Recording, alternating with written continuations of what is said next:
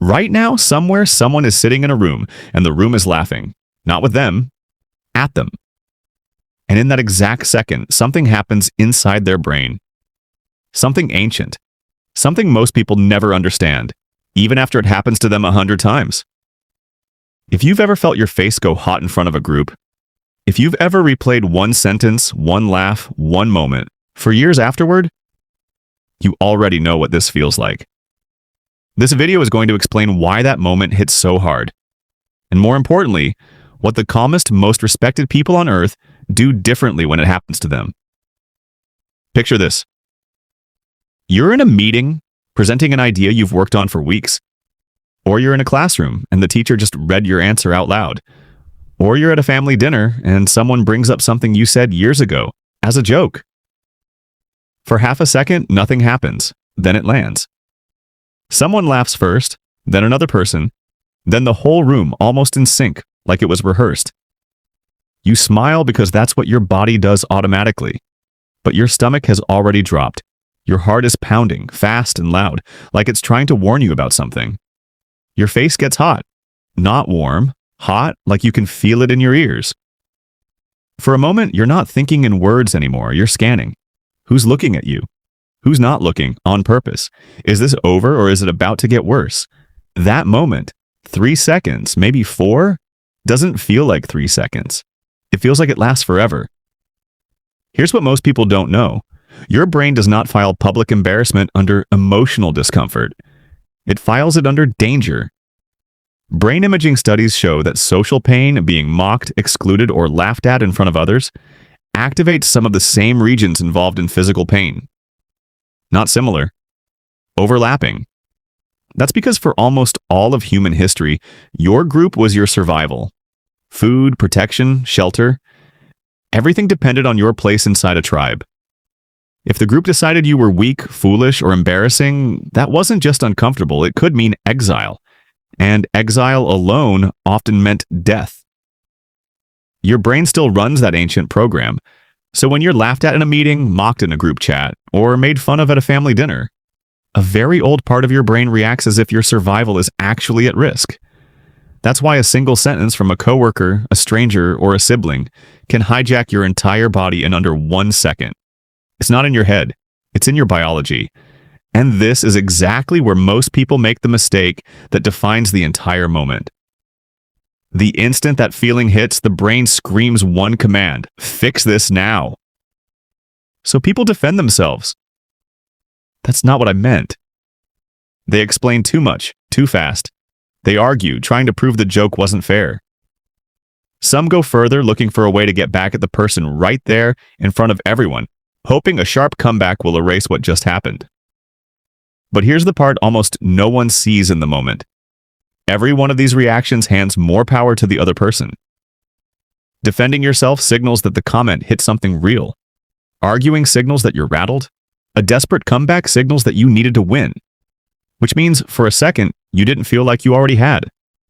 The harder you fight to take control back immediately, the more obvious it becomes that you lost it in the first place. Now think about someone you've seen handle this completely differently. Someone got mocked, challenged, even humiliated in front of a group, and somehow walked away looking more powerful, not less. What did they actually do? Almost nothing. And that's exactly the point. In leadership, you'll see an executive get challenged sharply in a meeting, and instead of snapping back, they pause. They let 2 or 3 seconds of silence sit in the room. In politics, the most memorable moments often aren't comebacks. They're the silences before a calm, short response. In sports, a player gets trash-talked, doesn't react at all, and somehow that non-reaction unsettles the other person more than any insult could. Calmness does something strange in a room full of people. It shifts where the tension goes. Suddenly, the silence belongs to everyone else. People start to wonder if the comment landed the way they expected, or if it just exposed something about the person who said it. Emotional control isn't the absence of power. In that moment, it is the power. But to really understand this, you have to ask a deeper question. Why would someone need to embarrass another person in public in the first place? Almost never. Is it really about you? Sometimes it's about status. making someone else look smaller in front of others to feel bigger by comparison. Sometimes it's about attention. A laugh from the room feels good, and someone else's discomfort is the price of getting it. And sometimes it's about something older and quieter, envy or resentment, that's been sitting there for a long time, looking for a moment to come out disguised as a joke.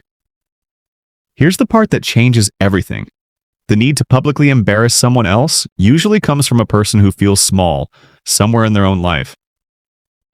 People who feel secure don't need an audience to feel powerful. So the moment someone tries to humiliate you in front of others, they're not actually revealing a truth about you. They're revealing something about themselves, and they don't even realize it. So here's what to actually do. Here is the moment of power. When it happens, when the room laughs, when your face gets hot, when your mind starts racing, don't rush. Don't defend. Don't explain. Don't reach for a comeback. Let the first few seconds pass without trying to control them. Let your breathing slow down before your mouth opens. Stillness, even for just a moment, takes the moment back. If you respond, respond after, not immediately. A short, calm sentence. No defense in it, no need to win. This is the part almost nobody talks about. Respect is rarely built in moments of victory. It's built in moments of pressure when everyone is watching to see if you'll fall apart, and you don't. People remember how you handled the moment far longer than they remember what was said to cause it. And here's the psychological reversal that changes how you'll see every humiliating moment from your past. Most people believe power means winning the argument, having the perfect comeback, making the other person feel as small as they tried to make you feel. But real power isn't about controlling the other person, or the room, or the outcome. It's about controlling yourself in the exact moment everyone expects you to lose it. Think back to every time you've been embarrassed in front of others. The moments that still sting the most aren't usually the jokes themselves. They're the moments you reacted in a way you wish you hadn't. The things you said, the way your voice shook, the apology you didn't need to give. The joke is forgotten by most people within a day. How you responded to it, that stays. The person who humiliated you may have controlled a moment, but the person who controls their own mind controls what happens after it. The laugh fades, the room moves on. The sentence that felt so big in that second eventually disappears, even from the person who said it. What doesn't disappear is the way you carried yourself while it was happening. That's the part that stays. That's the part people remember. And that's the part history has always told differently.